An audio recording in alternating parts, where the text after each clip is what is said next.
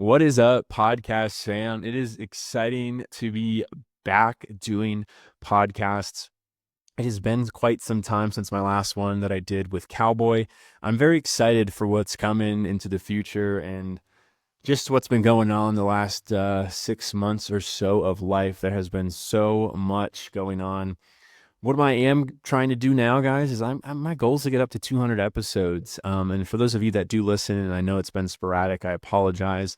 I'm glad that you've stuck around. I am very much looking forward to doing more episodes, and I'm looking to get more guests onto this podcast. I'm in the Denver area now. For those who don't know, I mean, a lot has changed in the past 6 months. But we're out here in Denver. Absolutely loving it. And if we are able to get guests in person, that is the most ideal way to go about it because it's so much better in a unique and person way. It's just way better that way. I'm excited to do more podcasts with you guys. I think something that's also exciting is I want to do more of these solo ones where I just kind of talk and update you. I mean, it is the Babs Life podcast, and I think maybe going over my life is something that is important, and giving some updates. And if I can bring some humor and comedy into it, where it's maybe a little Tim Dillon-ish style, where he's just kind of ranting and rambling by himself, I absolutely would love to do that. But for right now, you're just getting me by myself with the mic occasionally. It's not going to be all the time. Again, I prefer the guest podcasts because I can dive into them and get to learn more about them. But I wanted to do a solo episode with you guys because I think this is important where, you know, like I said, a lot has changed in the last 6 months. I have gone through a lot of stuff in the last 6 months, which is just wild. And I hope that this podcast is able to bring value to others and through my circumstances or through others' circumstances. And even if it's not a career advice, maybe it's helping you get over a bad time in your life. Because, I'll be honest, the last 6 months were not the greatest in the world. To give you guys an update, I moved out to Denver. It was a big change. It was something I did want to always do, but it was very quick and sporadic, and I really wasn't expecting to do a move to Denver anytime soon. I thought I would wait a couple years with that and maybe do it with a previous relationship that I was in. But so things conspired. I mean, things happened. I basically knew that it was either going to work out between me and my ex relationship. And if it didn't, I knew I was going to move. But the reason I knew I was going to move was because the door had kind of opened to move out here. It wasn't that it was like a harsh or rash decision, but essentially someone who I had been working with in the festival world and doing content with and partnering with was needing a roommate out here. And I had the idea, like, maybe I'll move out there. And they said, well, hey, I don't need anyone until July, August. What's your timeline? And I said, actually, that's exactly when my timeline is because my lease ends in Florida. So maybe I'll make a move out there. And with this episode, I did kind of want to really talk about like moving across the country. I think it's something that everyone should do and, or at least move out. And I think it's just, it gives you a whole different perspective. It takes you out of the day-to-day mundane life you've lived and where you've lived and who you've lived with, and it makes you kind of change and be a different person and try new things. I can tell you there's a couple different ways to do this. For the record, probably wouldn't recommend the way I did it. I mean, I'm deciding to move, and then within 2 weeks, I'm buying a car. And then another 2 weeks, I'm moving and I'm packing and I'm leaving. Like it was like boom, boom, boom, boom, boom. Things are moving quick. Things are fast. And I gotta be honest with you, it was freaking overwhelming at times. Like it absolutely was. Moving in general at any point in your life at any time or day is just very, very stressful. Now add the fact that you have 2 weeks to get ready and you're going to have a lot more stress. The only thing I didn't have stress with moving that quick and rapidly was that, well, I didn't have much to take. I literally left everything. I think that's crazy to do, but like I left everything. All I took with me was like my desk because I could break that up into something super small, a couple of boxes in the bed of my truck, and then a bunch of clothes and pillows and blankets and mattress stuff. And then when I got here, I bought everything else. I mean, I literally walked into my room, guys. There was nothing there except boxes at one point. I, by the grace of God, had two really, really good friends that allowed me to stay with them for the first 2 weeks I was here, and bless their heart, because I needed to stay with some people that I knew and I knew had my back, but I cannot thank them enough. They're on my list of people to thank when I'm back up on my feet, 100% or at least close to it. But no, like moving that quick is something, I think sometimes you have to do it in life, but like it's not necessarily something you need to do. If you can plan it and enjoy it and take your time, it's probably a lot better. But yeah, I was in and out. Like it was like, all right, this isn't happening. We're moving then, and we're taking life into our own hands, and we're doing that. And it was scary, guys. Like I gotta be honest, there was definitely moments where, I'm thinking, should I be doing this? And yes, I do. I need to do this. And then on top of moving within that 2 week time frame, so I also lost my job. Like I get it. Like it was crazy. I like literally had 2 weeks left in Florida, and my company, nope, I think my audio was messing up there. It was a little crazy. I don't know if you heard the last thing I said, but I lost my job. Literally lost my job 2 weeks before I moved here. Like just absolutely crazy. I was not expecting it. I remember the day of I lost it, I was like, oh my goodness, what am I going to do? Do I leave? Do I not leave? Do I stay? And at the end of the day, I said, you know what? No, I need to do this, and this is going to align. And it was scary. And there's other scary factors about moving. You don't know people. You're starting over. You're away from your family, and those things do come. They also give you a different perspective on a lot of things. You kind of start to know a lot of who your real friends were when you move away. You start to get closer to family when you're away, because they're there in a different way. They're not just there every day. You don't have the luxury to see them every day. And we'll dive into that. Because I think that's something people don't consider or think about when they move away. And it's not a bad thing, but it is something that occurs. I can say my relationship with my parents is almost better because I'm away. I talk to them more. I talk to them more thoroughly. I give them more info about my life because they're not around. And if I see them every day for dinner, well, eventually one day for dinner, I'm going to not want to talk about much because, there's nothing new in my life on this Thursday. But if I talk to them every week or every other week, I got 6 or 7 days of things to talk about with them. And I have a great relationship with them because of that. But we'll dive into that. The other thing about moving is, like I said, there's the way of planning. I had 2 friends that also moved out here to Denver. And it was all entirely different. They had planned it for 4 or 5 months. They knew they were moving out here. They told everyone the days they were moving. They had a plan for a house. They had all that when they got out here. Everything was set.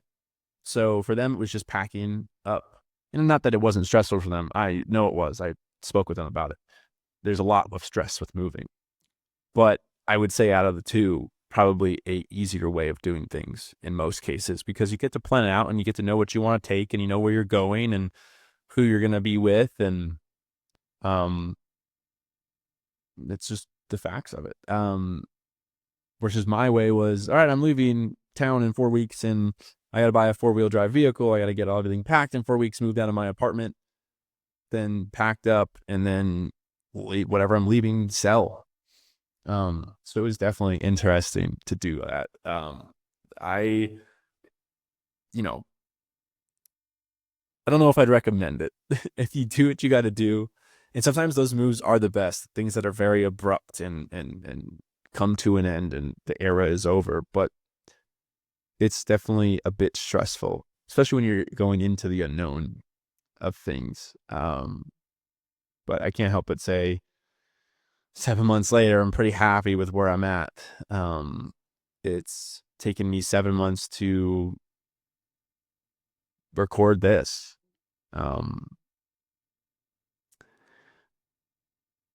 And or at least to even feel comfortable to record this, to get back to recording. And just as I started this podcast, I want to say I'm very excited about coming back, making this a little bit more of a show, a little bit more solo here too. But this episode with moving, I kind of want that to be the lesson learned, because there might be someone out there that wants to move or is thinking about it or is unsure about it. And I also got to say, not every move is great. There is that. That's the risk you take. I moved to South Carolina for a job when I was 22, and it was good for about 8 months, and then I wanted to get back here. But I did it, and it brought me new experiences and new people in my life, and I got to look back. I don't hate it, but I did it, and it's not something everyone does. A lot of people are very comfortable, and there's nothing wrong with that either. Staying in your area, staying with the people you know and people that you like, and just having a good old time.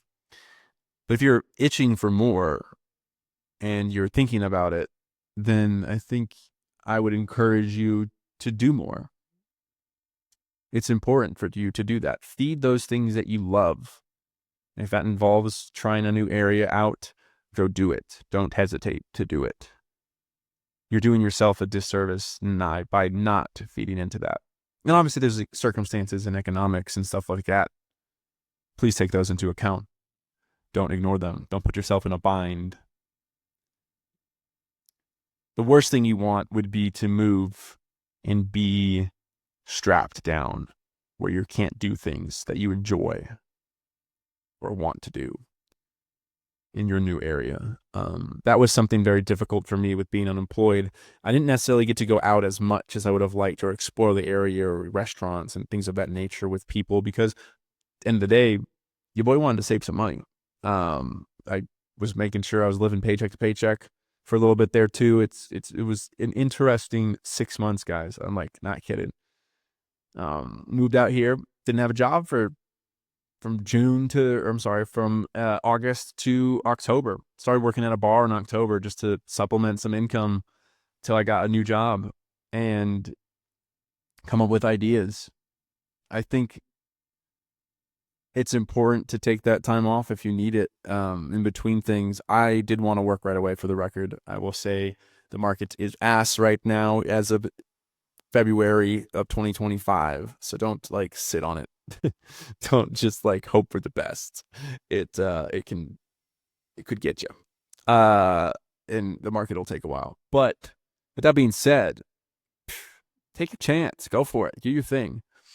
If you have got money saved up and you know you're going to get a job and you feel good and you can quit, do it. Again, it's always a heck of a lot easier to have something lined up, but like sometimes you just gotta go by the seat of your pants.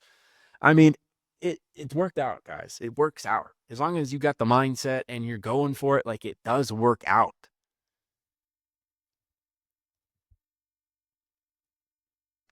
It was challenging at times.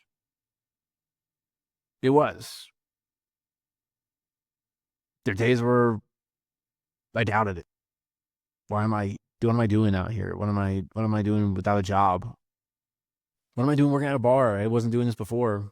Life has a way of humbling you. Sometimes you need to do those things to get back into it and to get your core values back aligned, to grow as a person. I mean, what is life if you're not growing? The short answer is there is none. You should be growing all the time. I live a mundane life. It doesn't mean grow by doing crazy things, but grow individually as a person. Do something that's challenging. Even if you're staying home and you're not moving away, you can still do things that are challenging every day. You hit the gym really hard.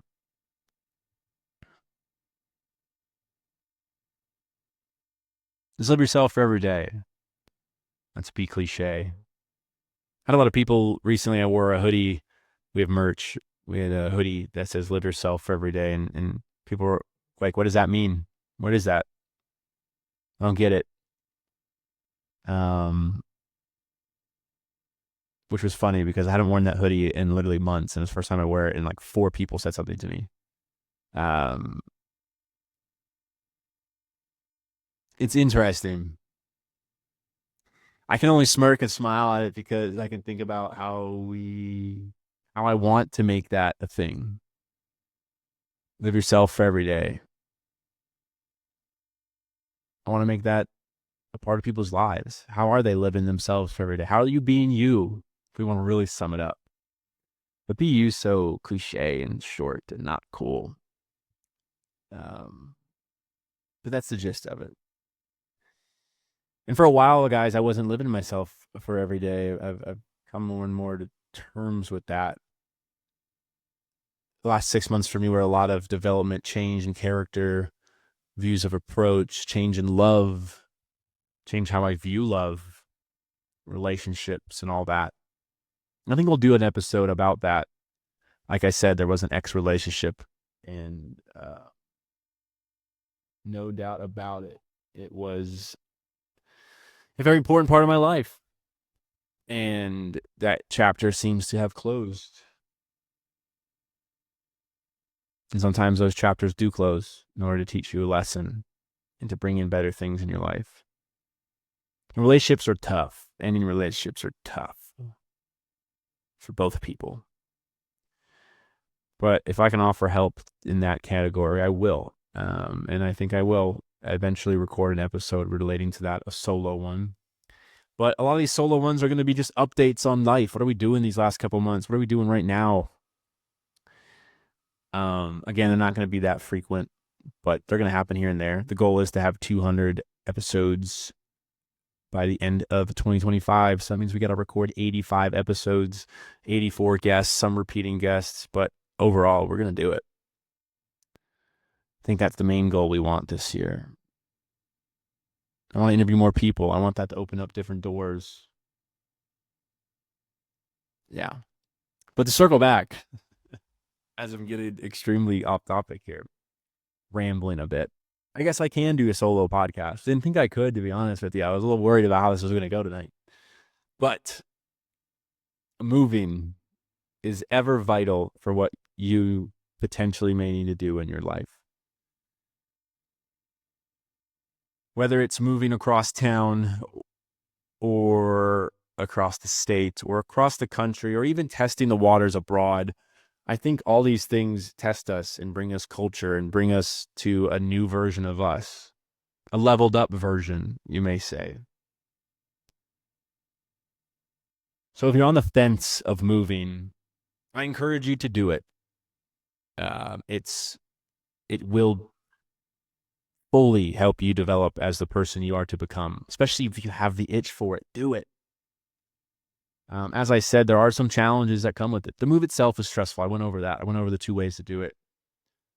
Let's talk about moving to a new area and making friends. That is something that is so difficult at times and interesting. I know people that have really struggled with it.